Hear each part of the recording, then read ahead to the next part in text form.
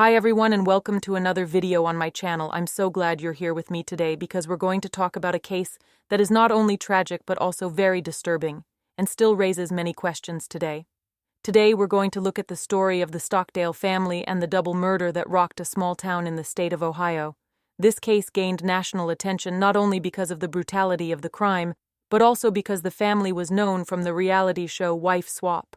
On June 15, 2017, something happened that no one expected. In a quiet country home in Stark County, a tragedy occurred that changed the lives of this family forever. On that day, Jacob Stockdale, a 25-year-old man, shot and killed his own mother, Catherine, and his younger brother, James, who was only 21 years old. What drove the young man to such a horrific act? Why did he shoot those closest to him? And what role did his extremely strict religious upbringing and isolation from the outside world play in all of this? In today's video, we delve deep into this case. We'll look at the background of the Stockdale family, their appearance on the TV show that revealed the warning signs, the day of the tragedy itself, and what came after. We will try to understand what actually happened and whether this tragedy could have been prevented. So sit back, because there's a story coming up today that will leave you cold. And if you're interested in crime cases like this, don't forget to subscribe and turn on your doorbell so you don't miss any more videos. Let's get to it.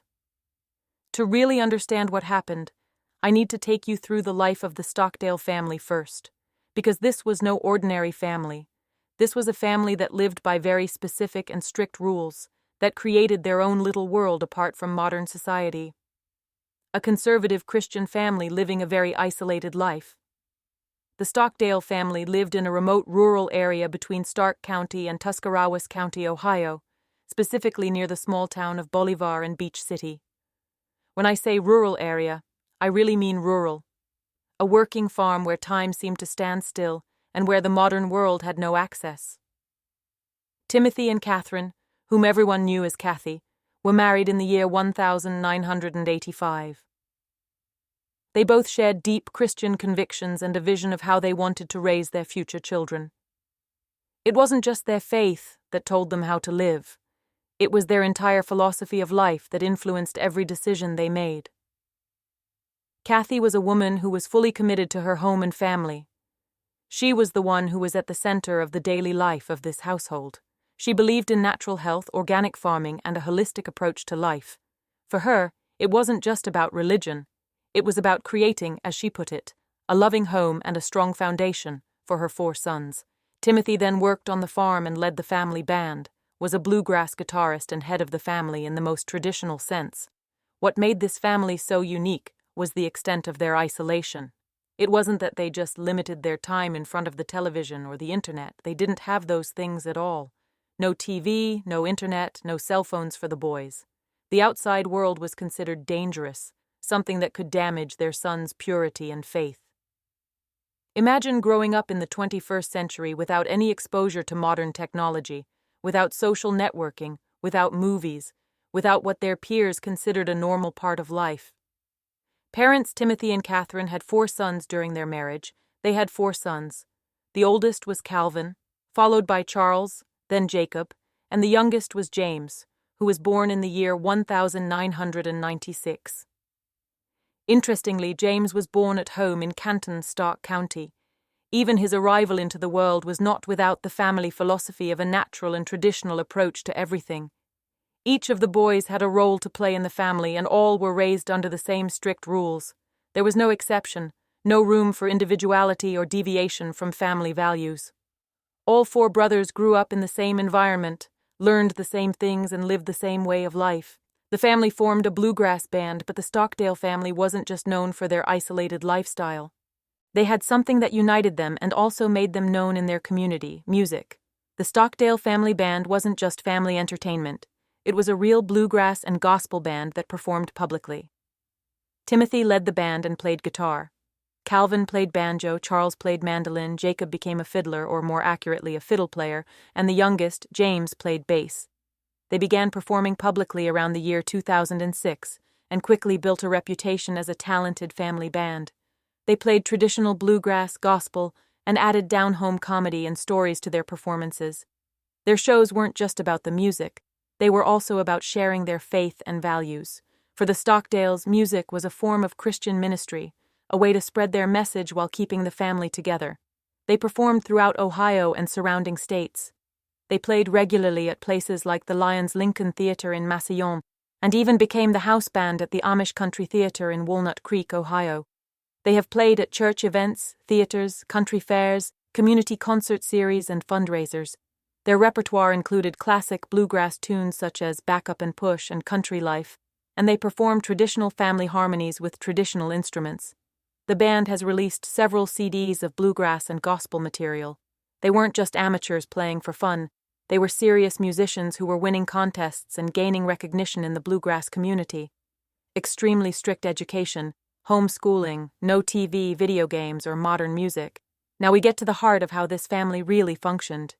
The education the boys received was extremely strict and controlled. All 4 sons were educated at home. They didn't go to school, they didn't have classmates, they didn't have the normal social interactions that most children take for granted. Homeschooling in itself is not uncommon. Many families choose to homeschool for a variety of reasons, but for the Stockdales, it was much more than just an alternative form of education. It was about complete control over what their sons saw, heard, and were exposed to. No television. That meant no movies, no news, no soap operas, no video games. At a time when their peers were playing PlayStation or Xbox, the Stockdale boys didn't even know about these things. No modern music, only bluegrass, gospel, and traditional music, which they played as a family. Even the music they listened to was carefully selected and controlled. But it wasn't just about the media. The boys had very limited contact with the outside world in general. They didn't have regular friends outside the family. They didn't go to regular teenage events. They couldn't just go out and hang out with people their own age. Their world was the farm, family, music, and faith. Nothing more, nothing less. Kathy was the one who oversaw their homeschooling and made sure the rules were followed. She believed that in this way she was protecting her sons from the corrupting influence of the modern world, from temptation, from sin. For her, it was love, trying to provide her children with a pure, safe life centered on God and family. Her sons were protected from the influences of the outside world. This protection from the outside world was absolute. Imagine growing up and not knowing popular culture, not understanding the jokes that other people your age make, not knowing who the current celebrities are, not knowing mainstream movies or TV shows. You're like from another time, another world. The boys didn't have cell phones, so they couldn't communicate with anyone outside of their immediate family. They didn't have access to the internet, so they couldn't explore the world online. They couldn't find out information for themselves. They couldn't see how other people lived. Everything they knew about the world came through the filter of their parents. Still, the family tried to make sure the boys had some activities. They participated in speech and debate competitions, which was considered acceptable because it developed their skills and stayed within conservative Christian programs. James was even active in a Christian civic program called Teen Pact, where he was elected governor of Ohio under the program. This shows that the boys were intelligent and capable. They were not children who were somehow neglected in the traditional sense. They were getting an education, they were getting opportunities, but it was all carefully selected and controlled. The public image of the family before the tragedy was one of polite, funny, musically talented boys who seemed content with their simple, traditional lifestyle centered on God, family, and bluegrass music. When people saw them perform, they saw a happy family band. They saw boys who smiled, played beautiful music, and seemed at ease with their lives. But as it happens, what we see on the outside may not always reflect what's going on inside, and this is where the story begins to take a dark turn that no one expected. In the year 2008, the Stockdale family takes a step that, in retrospect, seems like a pivotal moment in their story. They signed up for the popular American reality show Wife Swap, which aired on ABC. This show had a simple but controversial concept. 2 mothers from completely different families swapped places and lived with each other's family for a period of time. It was a paradoxical decision for a family that had spent their entire lives trying to isolate themselves from mainstream and modern culture. Why would a family that rejected television and modern media agree to participate in a television show that would expose them to millions of viewers? According to some sources, it was to promote their band and the opportunity to spread their Christian message to a wider audience. For Kathy and Timothy, perhaps it was an opportunity to show the world that their way of life was working and that their family was happy. The Stockdale family episode was filmed and aired in Season 4 of Wife Swap. It was episode number 20, which aired on June 20, 2008. The Stockdales were paired with the Tonks family, who lived a completely different lifestyle. While the Stockdale family lived a conservative and traditional life, the Tonkovics represented a liberal, modern American family. What no one expected was that this episode would reveal much more than just differences in lifestyle.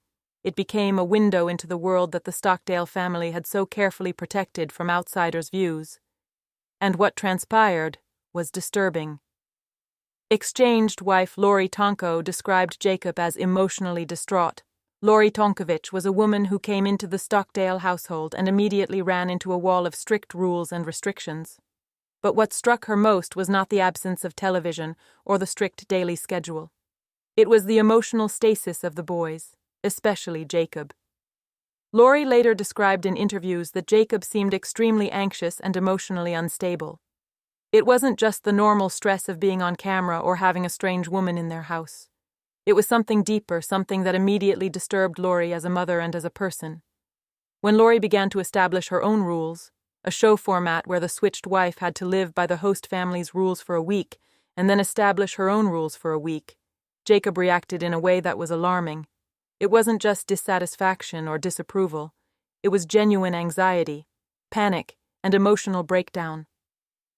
Lori saw boys who had never had the opportunity to be themselves, to explore who they were or what they wanted. She saw young men who lived in constant fear of not meeting expectations, of sin, of disappointing their parents. And Jacob, who was 17 at the time, seemed to her to be most affected by this environment. The show showed how Jacob had tears in his eyes, how he was shaking, how he looked like he was on the verge of a breakdown. This wasn't acting for the cameras. This was the real emotional reaction of a young man who found himself in a situation that disrupted his carefully structured world. Jacob was showing his fear of hell, even with the slightest change in the rules. This is where I get to something that was really scary to watch. When Lori instituted small changes in the household, like allowing the boys to listen to modern music or watch TV, Jacob didn't react with curiosity or enthusiasm. He reacted with fear. And it wasn't just fear that his parents would be angry or that he would be punished. Jacob was talking about hell. He was talking about the fact that these small changes, these small deviations from his parents' rules could send him to hell. Imagine a 17-year-old boy who is so terrified of listening to popular music that he believes his immortal soul is in danger. This was not a normal religious belief or a healthy faith. This was deep psychological traumatization caused by years of intense religious indoctrination. Jacob had been raised to believe that the world outside was evil, that modern culture was sin, and that any deviation from the path of his parents would lead directly to damnation. During her week with the family, Lori instituted rules that were perfectly normal for most people. A little free time, a chance to try new things, less structure. But for Jacob, it was like his whole world was falling apart. He started talking about how he was afraid of doing the wrong thing, afraid of God's judgment, afraid of not understanding if he was making the right decision. In one scene from the episode, Jacob sat and cried, talking about his fear and anxiety. It wasn't the manipulative behavior of a teenager trying to avoid something he doesn't want to do. It was real, raw fear. Jacob was scared to the core, and it was clear that this fear was rooted deep in his psyche. The family lived under extreme control and isolation. During the filming of the episode, something came to light that the Stockdale family was able to hide from their concert audiences and their community. The level of control that the parents, especially Kathy, exercised over their sons was extreme. Every minute of their day was planned. They had no personal space, no privacy, no ability to make their own decisions. Kathy decided what they would eat, what they would do, how they would spend their time, who they could talk to. It wasn't just parenting. It was total control over every aspect of their lives. The boys, even though they were teenagers and young adults, had no autonomy. They couldn't choose what they wore outside the narrow confines of acceptable choices. They couldn't choose what music to play or listen to. They couldn't decide if they wanted to go to college or move away from home. Everything was controlled by parents under the guise of protection and love. During her stay, Lori saw how Kathy had an answer for everything, how she controlled every conversation, how she made sure the boys never did anything without her approval or supervision. She saw young men who acted more like young children than teenagers and young adults, because they never had the opportunity to learn to make their own decisions or face the consequences of their choices. The isolation was not just physical, it was also emotional and psychological. Boys were isolated from any opinions or perspectives that differed from those of their parents. They were isolated from being able to see that there were other ways of life, other values, other beliefs. Their whole world was filtered through a very narrow lens of what their parents considered acceptable. In the year 2017, Jacob and James were still living at home with their parents, and here we come to what was perhaps the most disturbing thing of all. Moving forward 9 years from the filming of Wife Swap, the situation had not changed. Jacob, who was 25, and James, who was 21, were still living at home with their parents. Now, there's nothing automatically wrong with young adults living with their parents. In many cultures, this is normal, and even in modern America, many young people stay home for economic reasons or to care for their families.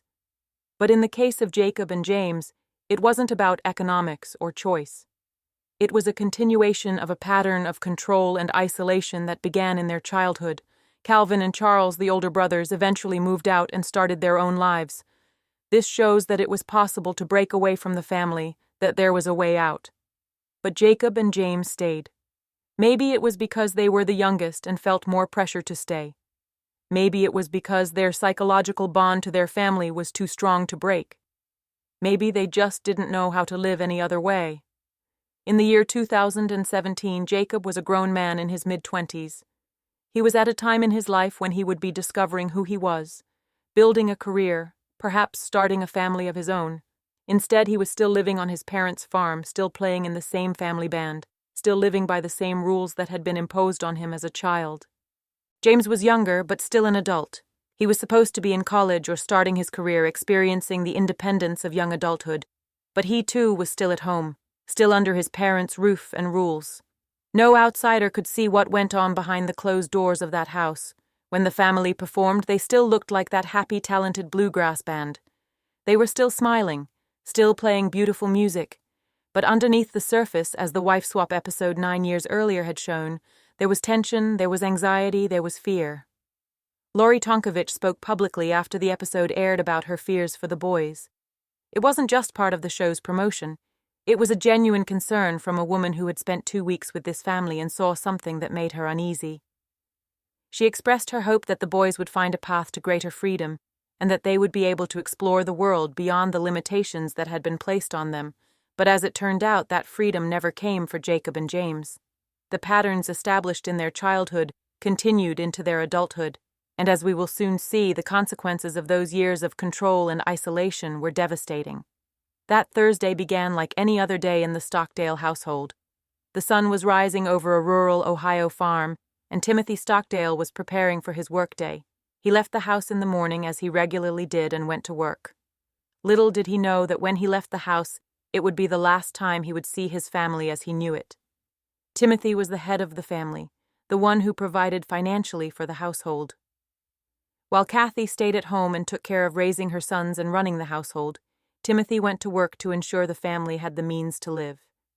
It was the traditional structure they had built: man breadwinner, woman caregiver. He probably didn't suspect anything unusual that day at work. He had no premonition, no warning that anything was wrong. Kathy stayed home with her 2 youngest sons. It was a day like any other, or so it seemed from the outside. No one could have guessed what would unfold in the hours to come. It's important to note that Timothy was not present for what happened. He was away, he was safe, he was out of the loop of what was about to take place.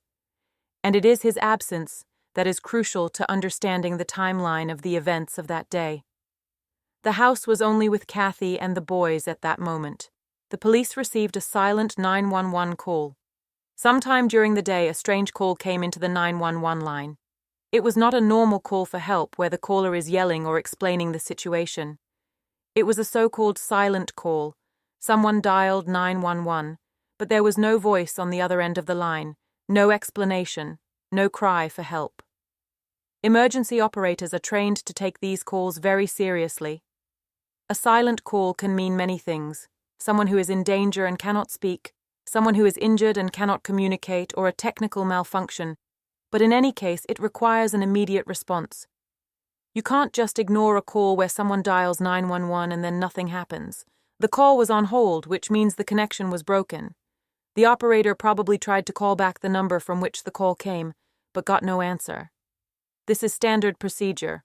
When you get a hang-up call at 911, you try to reconnect with the caller to see if everything is okay.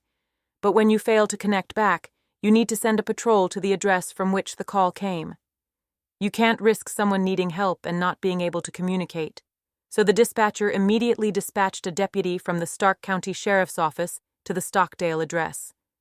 It's important to note that this call was the first warning that something was wrong.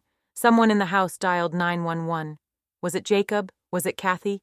Was it James? Did any of them try to call for help before it was too late? Or was it a random call? These are questions we'll probably never get complete answers to. When sheriff's deputies arrived, they found the door open and the body on the floor. Sheriff's deputies arrived at the Stockdale farm Thursday afternoon. The exact time is not publicly known, but we do know it was in response to the silent 911 call. When officers arrive on the scene after a hang-up call, they never know what they'll find. It could be a false alarm, it could be a medical issue, it could be domestic violence, or it could be something much worse. When sheriff's deputies approached the house, they immediately noticed something disturbing. The front door was open. That in itself may not mean anything bad. This is a rural area. People sometimes leave their doors open. But combined with the silent call at 911, it was a warning sign. The officers approached the house cautiously, probably with their guns drawn, not knowing what situation they were getting into. And then they saw something that confirmed their worst fears. Inside the house, visible from the front door, was a body lying on the floor. I can't even imagine what went through the minds of those officers at that moment. Seeing the body on the floor, knowing the situation was serious, but not knowing exactly what happened or if the perpetrator was still in the house. It's the moment when everything turns from a routine check to an active crime scene. The officers had to decide how to proceed. Entering the house meant potentially putting themselves in danger, but at the same time, there could be other victims who needed help. There could be survivors who are injured. They couldn't just wait outside. From the description of events, the body was visible just inside the entrance, suggesting that the attack occurred in the living area of the house or near the front door. The house was not large, it was a rural farmhouse, probably with a simple floor plan. This means that once you enter, you have a relatively good view of the ground floor. On entering, there was a gunshot from inside, and then something happened that turned the situation from tragic to actively dangerous. As the officers were entering the house or about to enter, shots rang out from inside the building. Imagine the scene. You're a police officer, you've just found a dead body, and suddenly you hear gunshots. Your adrenaline skyrockets as you realize that the shooter is still in the house and still active. This was no longer a situation where you come in and find the victim and then start investigating. This was an active shooter, which means the highest level of threat to police officers. They didn't know if the shooter was aiming at them, if he was shooting at another victim, or what was going on. The officers had to change tactics immediately. It went from a cautious entry to an active shooter situation where you have to assume that your life and the lives of any other victims in the house are at risk. They had to retreat to safety, call for backup, and prepare for the possibility of a confrontation with the shooter. It's important to note that at that point, the officers did not know who was shooting. They didn't know if it was domestic violence, if it was a foreign intruder, if there was one shooter or more. They had minimal information, and they had to make decisions in real time with minimal information. The gunshots meant they had to call in other units, probably a special response unit. The situation went from a routine check to a major incident requiring significant police resources. Jacob used a 20-gauge shotgun from the family gun collection. The gun Jacob used was not some illegally obtained weapon or one that he would have had difficulty obtaining. It was a 20-gauge shotgun that belonged to the family. The Stockdales had a collection of guns in the house, which is not unusual for a rural Ohio farm. Many rural families have guns for hunting, protecting property, or simply as part of their lifestyle. A 20-gauge shotgun is a relatively common weapon. It's not the most powerful shotgun, that would be a 12-gauge, but a 20-gauge is still a deadly weapon, especially at close range. It's a weapon that's often used for hunting smaller game, but it's quite capable of killing a man. The fact that Jacob used the family weapon suggests that this was not planned long in advance. It wasn't a case of someone planning an attack for months and buying guns. It was a case of someone taking a gun that was available in the house and using it. The guns were probably stored somewhere in the house, perhaps in a closet or other room designed for hunting or shooting. Jacob knew where they were, had access to them, and at some point that day decided to take the gun. The question that arises is, when exactly did Jacob decide to use the gun? Was it an impulsive decision that day, or had he been thinking about it for some time? Did he take the gun in a fit of rage, or was it something he had been considering? Unfortunately, without his own explanation, we can only speculate. First he shot Catherine's mother, then his brother James. Now we come to the hardest part of the day, the actual act. Jacob first took aim at his mother, Kathy, the woman who gave birth to him, who raised him, who taught him, who spent every day of his life with him, became his first victim. We don't know exactly where in the house Kathy was when she was shot. We don't know if she saw Jacob coming with a gun. We don't know if she had time to say anything, if she tried to stop him, if she tried to run. What we do know is that Jacob fired and Kathy was fatally shot. A shotgun at close range causes devastating injuries. It's not like on TV where someone gets hit and slowly dies. A shotgun fires a multitude of projectiles at once, causing massive trauma. Death is often instantaneous or very quick. Then Jacob took aim at his brother James. James was the youngest of the brothers, only 21 years old. He was a young man early in life, who played bass in the family band, who was active in Christian programs, who by all accounts was a kind and talented young man. We don't know if James was in the room when Kathy was shot. We don't know if he heard the first shot and tried to intervene. We don't know if he tried to run or if he tried to stop Jacob. What we do know is that James was also shot and died at the scene. Two people, mother and son, brother and brother, were killed in their own home, in a place that should have been safe, in a place that was their home. And the perpetrator was someone they both loved and trusted. When the police entered, Jacob shot himself in the head. After shooting his mother and brother, Jacob turned the gun on himself. This is the moment the shots were heard by the police as they entered the house. It wasn't Jacob shooting at the police. It wasn't Jacob shooting at another victim. It was Jacob trying to end his own life. He pointed the shotgun at his head and pulled the trigger. It's hard to imagine what was going through his head at that moment. Was it grief at what he'd just done? Was it fear of the consequences? Was it an attempt to escape punishment? Or was it something else, some psychological condition that had brought him to this point? A shotgun blast to the head is almost always fatal. But in Jacob's case, despite the severity of the wound, the shot wasn't immediately fatal. He survived. He was critically wounded. His life was in danger, but he was technically still alive. When officers finally entered the house and secured the scene, they found a scene of absolute horror. 2 bodies dead at the scene, and a third person with critical head injuries. They had to immediately call emergency services, secure the scene, and begin the process of finding out what had actually happened. It must have been a traumatic scene for the officers who entered the house. Even though they are trained for these situations, you never quite get used to the sight of a violent death, especially when it is a family tragedy of this magnitude. When emergency services arrived on the scene along with other police units, the first thing they had to do was assess the condition of all 3 people in the house. Kathy was lying with no signs of life. Paramedics immediately checked her vital signs, but it was clear there was nothing left to save. She was pronounced dead at the scene. Devastating shotgun wounds left her with no chance of survival. James was found in the same condition. His body also lay without signs of life, and paramedics, upon checking, confirmed that he too had died. 2 people who were still alive in the morning, breathing, talking, living their lives, now lay dead in their own home. For the paramedics and police officers on the scene, it was a scene they will not soon forget. The forensics team had to start documenting the scene before they could move the bodies. Every detail was important. Exactly where the bodies lay, in what position, where the blood trails were, where the weapon was found. Photographers took hundreds of pictures from different angles, sketches of the crime scene were drawn, distances between objects were recorded.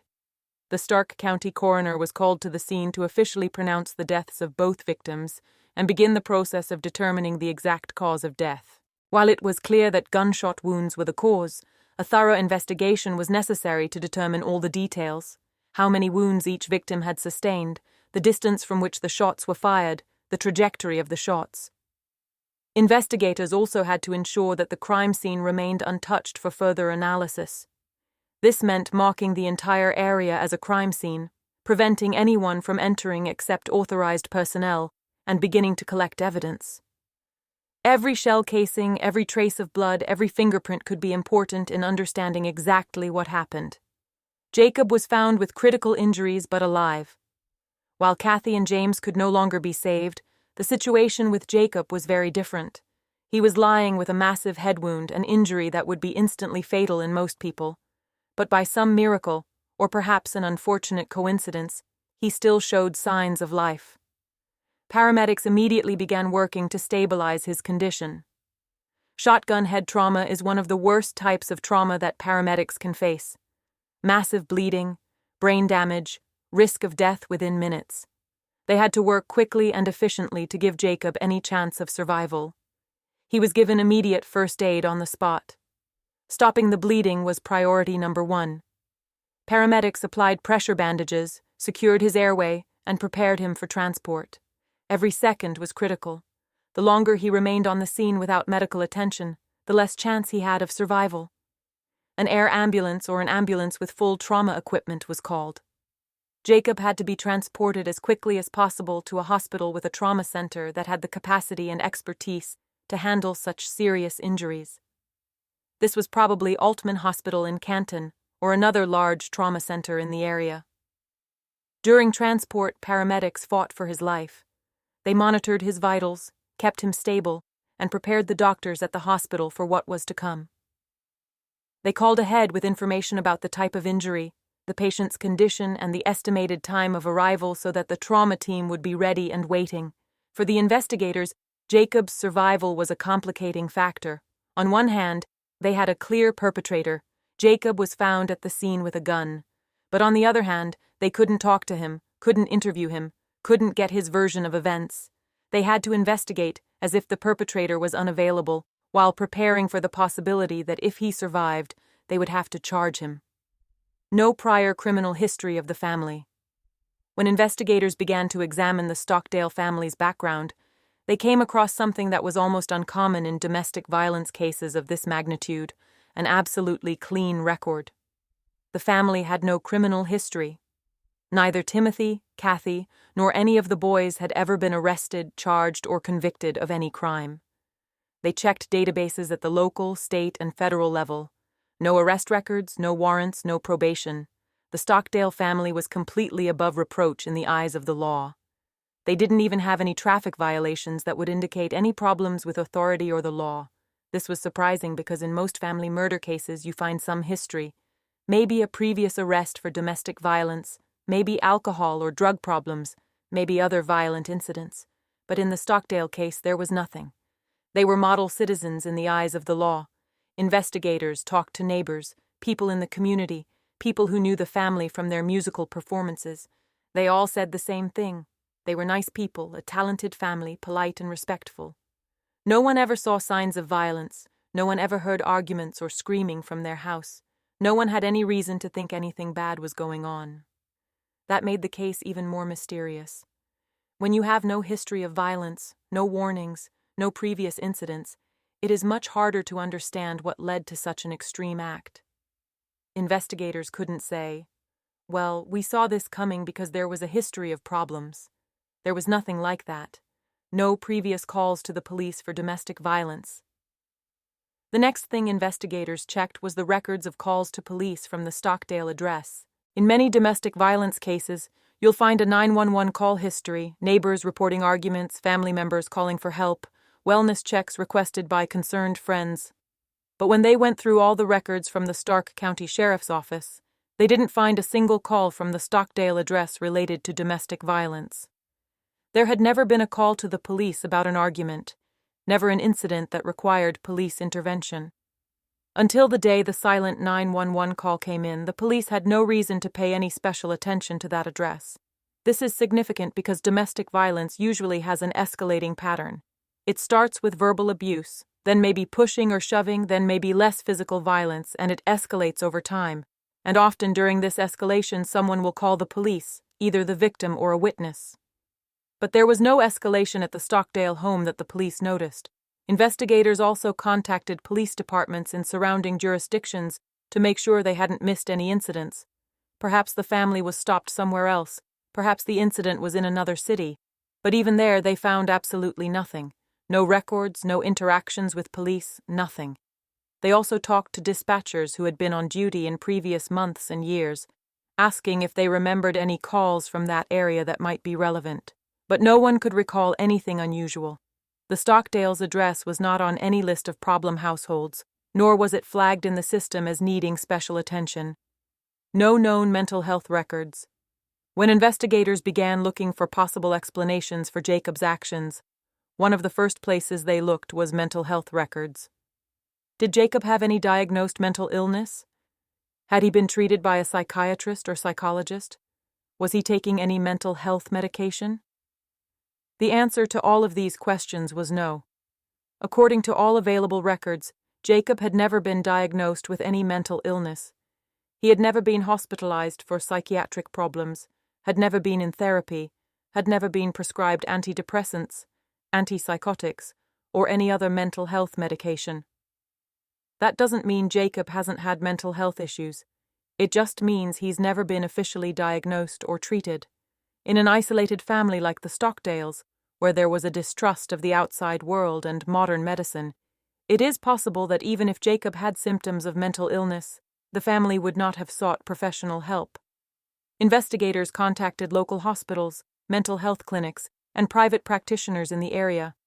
They asked if Jacob or anyone in the Stockdale family had ever sought help for mental health issues, but they found no records. The family apparently did not use mental health services, at least not in the traditional sense. They also talked to the family doctor, if the family had one. There, too, they looked for signs that Jacob might have problems, perhaps mentions of anxiety, depression, changes in behavior. But even if such records existed, medical confidentiality is protected by law, and getting that information requires court orders and a complicated legal process. Sheriff George T. Mayer said there were no warning signs. Stark County Sheriff George T. Mayer spoke to the media shortly after the incident, and his statement was as disturbing as the crime itself. He said that from everything investigators have found, there were no warning signs that would have predicted such a tragedy. It was a statement that shocked the community. How is it possible for something like this to happen without any warning signs? How can someone go from being an upstanding member of society to a double homicide without anyone seeing or hearing anything? Sheriff Meyer explained that investigators conducted a thorough background check on the family. They talked to neighbors, friends, people who knew the family. They all said the same thing. They never saw anything that would have concerned them. The family seemed happy, seemed normal, at least from the outside. The sheriff also noted that this made the investigation particularly challenging. When you don't have a clear motive, when you don't have a history of problems, when you don't have warning signs, it's much harder to understand why something happened. Investigators had to start from scratch, going through every aspect of Jacob's life, looking for something, anything to explain his actions. For the community, this statement was terrifying. It meant that such a tragedy could happen to anyone, anywhere, without warning. It meant that you can't always know what's going on behind closed doors, even if the family seems fine. It raised questions about how well we actually know our neighbors, our friends, even our own family members. The sheriff also expressed his condolences to the family, especially Timothy, who lost his wife and 2 sons in one day. He noted that this is a tragedy not only for the victims, but for the entire community, who knew and loved the Stockdale family as a talented musical group and nice people. The investigation continued intensely over the following days and weeks. The forensic team analyzed all the evidence collected at the scene. Autopsies were performed to determine the exact cause of death and other details. The weapon was sent to a ballistics laboratory for analysis. Investigators went through phones, computers, any electronic device they could find, looking for any explanation in Jacob's communications or online activity. After being transported to the hospital and his condition stabilized, Jacob was formally arrested and charged with murder. The arrest took place at a medical facility where he was still hospitalized due to his critical injuries. Police and prosecutors were present to ensure that the charges were carried out in accordance with legal procedures. The first court hearing the arrest was followed by an initial court appearance where Jacob was advised of the charges and his rights as a defendant. The judge set a date for the next court hearing and decided on the remand in custody. Due to the seriousness of the charges and the risk of absconding, detention without bail was proposed. Trial and defense. The trial commenced with the defense appointed to represent Jacob. The defense was tasked with defending their client's interests and ensuring that a fair trial was given. The lawyers familiarized themselves with the evidence and the case in order to prepare the defense, calling witnesses and experts. During the trial, witnesses and experts were called to provide evidence and expert opinions relevant to the case. The witnesses were questioned and their statements were recorded. Expert testimony was crucial to understanding the technical aspects of the case. Presentation of evidence and arguments. The defense and prosecution presented evidence and arguments in support of their respective positions. Evidence obtained at the crime scene, autopsies, ballistic analyses, and other forensic evidence was crucial to the court's decision-making. The lawyers presented their arguments and tried to convince the court of their client's guilt or innocence. Sentence and punishment. After the trial and consideration of all the evidence and arguments, the court handed down its verdict. The court's decision could have been to convict Jacob of murder or another crime, or to acquit him. If convicted, a sentence was determined that was in accordance with applicable laws and criminal penalties, appeals and other legal action. After sentencing, Jacob had the right to appeal. If he disagreed with the court's decision, he could appeal to a higher court. The appeals process was the next step in the legal process that could lead to a reconsideration of the original judgment. Sentencing and correctional programs. If Jacob was convicted and his sentence was upheld by the appellate court, he had to comply with the sentence imposed. This could have included imprisonment, parole, correctional programs, or other forms of punishment. The purpose of the sentence was not only to punish the offender, but also to ensure his rehabilitation and the protection of society. Conclusion of the legal process. Once the sentence was served, the legal process was closed. Jacob was either released after serving his sentence or remained in custody in accordance with the court's decision. The conclusion of the legal process meant that the case was formally closed and all legal steps were completed. And now I come to the part that is perhaps the most frustrating of all, the question of why.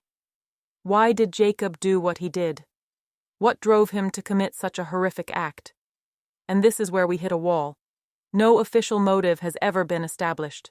Even after years of investigation, even after the trial, even after all the interrogation and analysis, we have no clear answer to the most fundamental question. The absence of a clear motive makes this case even more disturbing. In criminology and the psychology of violent crime, we usually look for some trigger, some cause that explains why someone did something so extreme. Maybe it was an argument, maybe financial problems, maybe jealousy, maybe revenge. But in this case, there is no obvious event or circumstance that explains why it happened on that particular day, at that particular moment. Prosecutors presented no clear motive during the trial. This is unusual because they usually try to build a story that makes sense to a jury or a judge. They want to show not only that the defendant committed the crime, but also why he did it. But in Jacob's case, that just wasn't possible. The evidence showed that he did it, but why he did it remained a mystery. Investigators went through every aspect of Jacob's life. They searched his room, his personal effects, any diaries or notes he might have kept. They were looking for some clue, some explanation, some indication of what was going on in his mind. but they found nothing. No suicide note, no manifesto, no explanation of what he was planning or why he was planning it. No clear explanation has been made public. If Jacob said anything about his reasons during the investigation or trial, that information was never made public. It is possible that he spoke with his defense attorneys, psychiatrists, or investigators, but if so, these conversations remained confidential or were deemed insufficient to explain his actions. The media, of course, struggled to obtain any information about a possible motive. Reporters contacted lawyers, spoke to people close to the family, and tried to find someone who could provide insight into what was going on in Jacob's mind. But no one had answers. Even people who had known Jacob all his life were confused and unable to understand what had happened. Timothy, the father who survived the tragedy, has never spoken publicly about whether he has any idea of motive. It's possible that even he doesn't understand why his son did what he did. Imagine the pain. To lose your wife and son to a violent death and then to find out that your own son did it and not even have an explanation as to why. Calvin and Charles, the older brothers, have also released no information about a possible motive. It's possible they had some ideas or theories but chose not to pass them on to the media or the public. The family withdrew from public life after the tragedy and tried to cope with what happened away from the spotlight. Speculation includes the influence of an extremely strict religious upbringing. In the absence of an official explanation, people began to speculate, and one of the most common theories concerned the way Jacob was raised. Extremely strict religious upbringing, isolation from the outside world, constant control.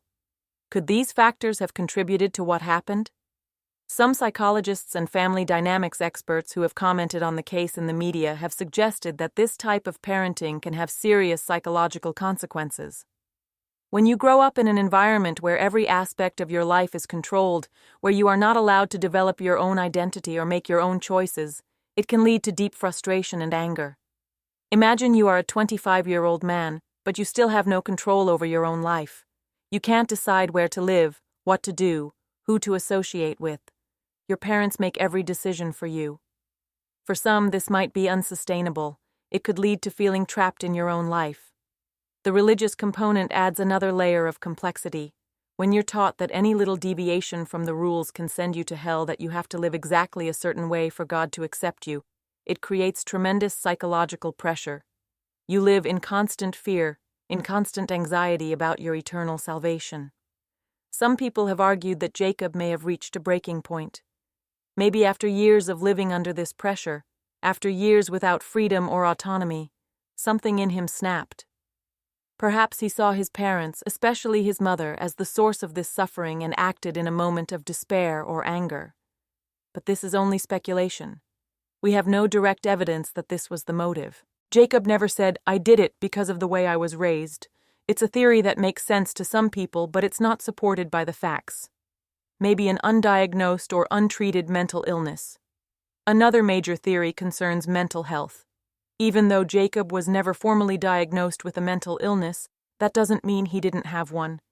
In fact, in a family like the Stockdale family, where there was a distrust of modern medicine and psychology, it is very likely that even if Jacob had symptoms of mental illness, he would never have been diagnosed or treated.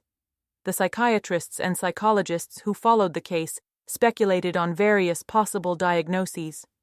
Could Jacob have suffered from depression, schizophrenia, bipolar disorder, a psychotic break?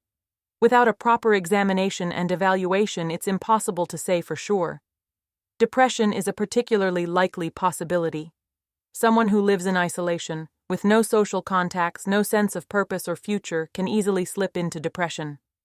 And severe depression can lead to suicidal or even homicidal thoughts, especially if untreated. A psychotic break is another possibility. Sometimes people with no previous history of mental illness can experience a sudden psychotic break, where they lose touch with reality. During such a seizure, they may hear voices, have delusions, or act in ways that are completely out of character. If Jacob experienced something like this, he may have acted under the influence of psychosis that led him to believe he had to do what he did. There is also the possibility of something called the family annihilator phenomenon in criminal psychology, This is the term used for people who kill members of their own family, often including themselves. These people usually see their act as some kind of solution to an intolerable situation. They feel trapped, hopeless, and see death as the only way out for themselves and their family. But again, these are all just theories. Without a proper psychiatric evaluation of Jacob prior to the incident, we have no way of confirming any of these diagnoses, and even if he had been examined after the incident, his mental state after the suicide attempt and with the massive head injury would not be representative of his mental state before the incident. Psychological effects of isolation and control. Irrespective of the specific diagnosis, it is clear that the lifestyle that Jacob led had psychological impacts. Psychological research clearly shows that isolation and lack of autonomy have serious mental health consequences. People need social contact. They need interaction with different people.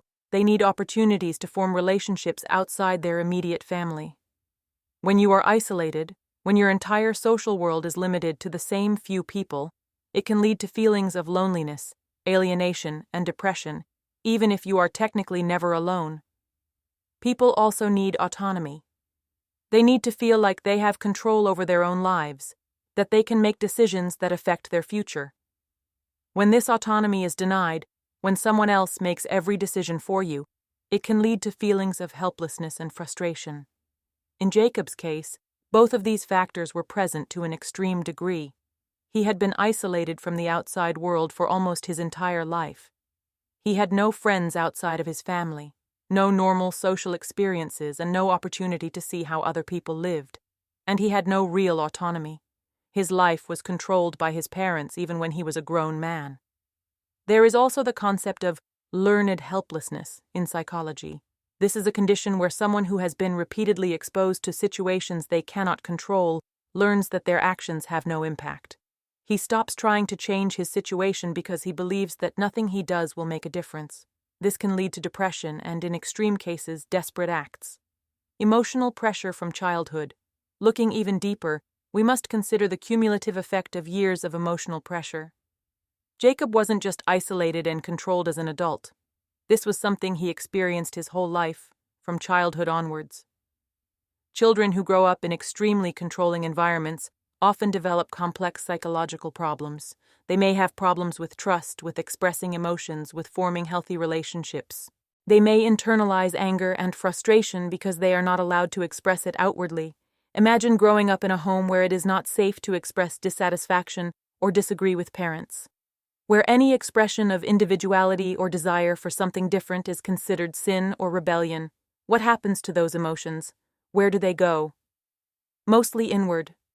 The child learns to repress his true feelings, wearing a mask of conformity and obedience, while unresolved frustration and anger may simmer inside. There is also the possibility that Jacob experienced some form of emotional or psychological abuse that was never disclosed. Abuse does not always have to be physical. It can be verbal, emotional, or psychological. Constant criticism, guilt-inducing, threats of eternal damnation, all of these can be forms of psychological abuse that leave deep scars. Investigators stress that it is not clear whether religious upbringing or mental illness was the cause, and here we get to the heart of the problem.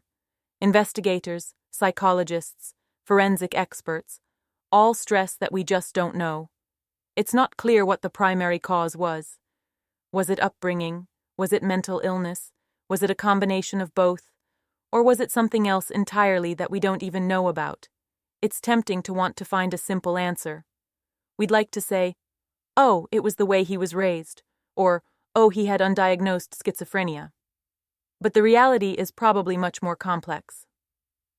Human behavior, especially behavior as extreme as murder, is almost always the result of many factors coming together in a tragic way. Perhaps Jacob had a genetic predisposition to a particular mental illness that was triggered or exacerbated by the stressful environment in which he grew up. Perhaps the way he was raised prevented him from developing healthy coping mechanisms to deal with stress, which made him more vulnerable to mental health problems. Perhaps the isolation prevented his problems from being recognized and treated early. What we know for sure is that something went wrong. Somewhere between the happy kid playing violin in the family band and the 25-year-old man who committed a double murder, something terrible happened. But the exact points along the way, the exact moments when things began to go wrong, remain hidden. And perhaps the most important question is not so much why did he do it, but rather, could it have been prevented? Had Jacob had access to therapy, had he been able to live an independent life, had he had social support outside of his family, would it have made a difference? We'll never know.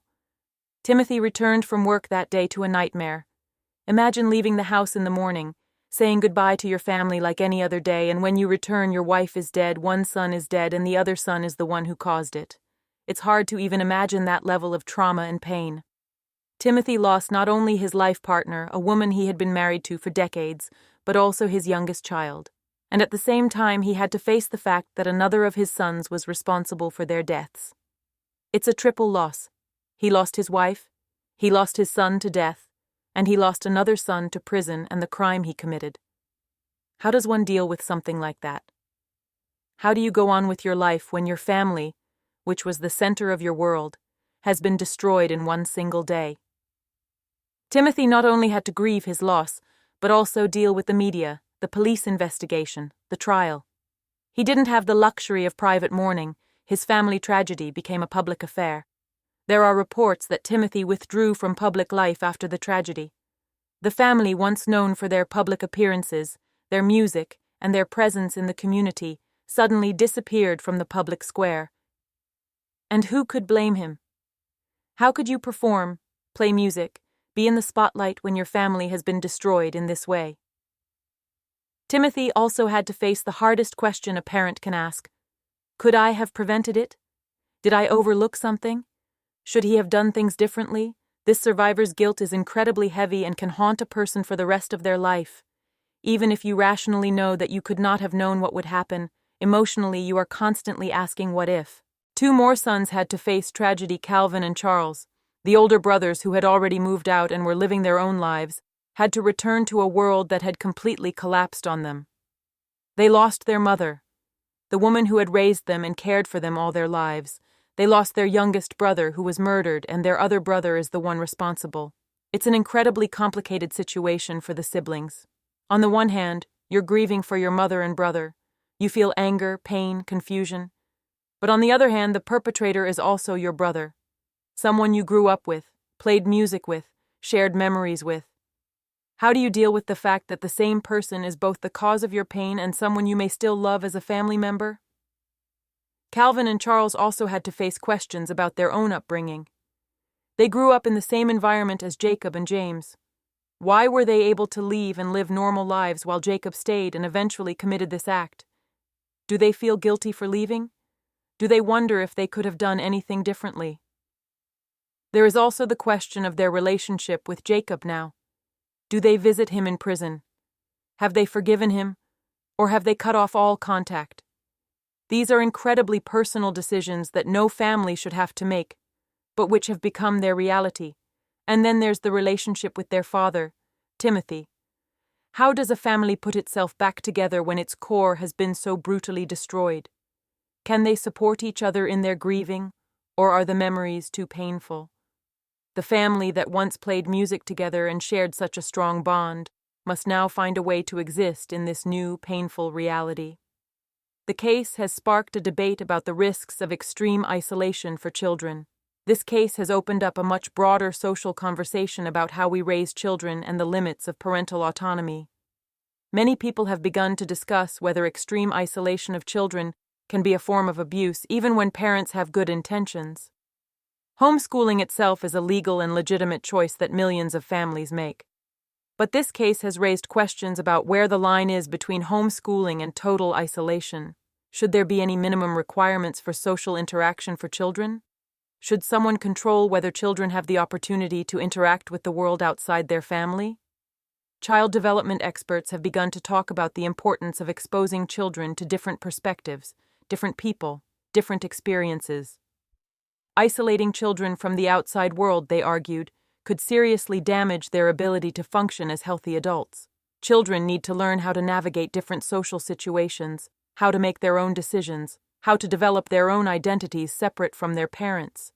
Discussions have also arisen about how communities can recognize children who are too isolated. Neighbors, church members, people in the community. Should they be trained to recognize warning signs? Should they intervene when they see a family that appears to be unhealthily isolated? But at the same time, where is the line between helping and invading a family's privacy? The importance of mental health. This case also reopened the conversation about mental health and the importance of access to mental health care. If Jacob had access to therapy, to a psychiatrist, to someone who could identify and treat whatever mental health issues he had, could it have changed the outcome? There is still a stigma around mental health in many conservative communities. Seeking help from a therapist or psychiatrist is sometimes seen as weakness or a lack of faith. People are encouraged to solve their problems through prayer or faith rather than seeking professional help. But this case shows the potential danger of this approach. Mental illness is a medical condition, just like diabetes or heart disease. It requires professional diagnosis and treatment. Prayer and faith can be an important part of someone's recovery, but they should not replace professional medical care. And when families refuse or oppose seeking help for mental health, they may inadvertently allow problems to worsen to the point where they become dangerous. There have also been discussions about how we as a society can better identify people who need help with mental health, but are not in the system. Jacob has never been diagnosed, never been treated, never been in any mental health care system. He was invisible to all the networks we have in place to help people with mental health issues. How can we reach these invisible people before tragedy strikes? The impact of reality TV on families. The Stockdale family's participation in wife swap added another layer to the discussion of this case. Many people questioned whether participation in the show contributed in any way to what happened. Did the exposure on TV cause additional stress on an already problematic family dynamic? Reality television has a history of exposing family issues to a national audience. While producers argue that they are merely documenting what is already there, critics argue that the mere presence of cameras and the pressure of performing for an audience changes the dynamic and can exacerbate tensions. In the Stockdale's case, the show uncovered issues that the family was able to hide from their community. Suddenly, millions of people saw the emotional breakdown, saw the fear and anxiety, saw the controlling dynamic. It must have been incredibly embarrassing and stressful for a family that so valued their image and their public appearances. Questions arose about the ethics of reality television. Do producers have a responsibility to follow up with participants after filming? When they see warning signs during filming, should they intervene or offer resources? Or is their only responsibility to create entertaining content regardless of the impact on participants? After the tragedy, Lori Tonkovich spoke about her experience and expressed regret for what happened. She said she hoped her time with the family would open their eyes to other ways of living, but she never expected the situation to end so tragically. Her statements after the tragedy added another layer to her understanding of what was going on in the family years before the murders, the line between religious upbringing and abuse. Perhaps most controversially, this case has sparked a debate about where the line is drawn between legitimate religious education and what could be considered psychological or emotional abuse. This is an incredibly sensitive topic because it touches on the fundamental rights of parents to raise their children according to their values and beliefs. No one is challenging the right of parents to raise their children in their religious beliefs. Religious freedom is a fundamental right, and parents have the right to pass on their values to their children. But where is the line? When does religious education become harmful? Using the fear of hell as a tool of control is particularly controversial. When you teach children that every little mistake, every deviation from the rules can lead to eternal damnation, you create an environment of constant fear and anxiety. Some argue that this is a form of psychological abuse that can have lasting effects on a child's mental health. Total control over every aspect of a child's life, even if that child is already an adult, is also problematic. Children need to gradually gain autonomy and independence as they grow up. When they are denied this autonomy, when they are controlled into adulthood, it can hinder their ability to become healthy, independent adults. But at the same time, where does society intervene? We can't have government officials deciding what religious teachings are acceptable and what are not. That would be a violation of religious freedom. So how do we balance protecting children with respecting the rights of parents? These are questions for which there are no easy answers. Lori Tonkovich of Wife Swap expressed sympathy and warned against strict educational methods. Following the tragedy, Lori Tonkovich, the woman who spent 2 weeks with the Stockdale family during the filming of Wife Swap, has spoken publicly about her experiences and her feelings about what happened. This was not a woman who was trying to get attention or profit from a tragedy. This was a woman who was genuinely shaken and saddened by what had happened to the family she had come to know. Lori expressed deep sympathy for Timothy and the surviving family members. She acknowledged the pain they must be going through and expressed hope that they would find some way to cope with this unimaginable loss. She was not a woman who judged or blamed. She was a woman who expressed human compassion for people in incredible pain. But at the same time, Lori used her platform to warn of the dangers of extremely strict educational methods.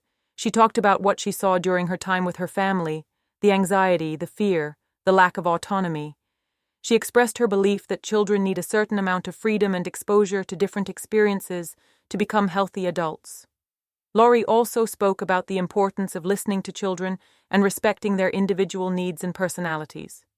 Every child is different and needs a different approach. What works for one child may not work for another.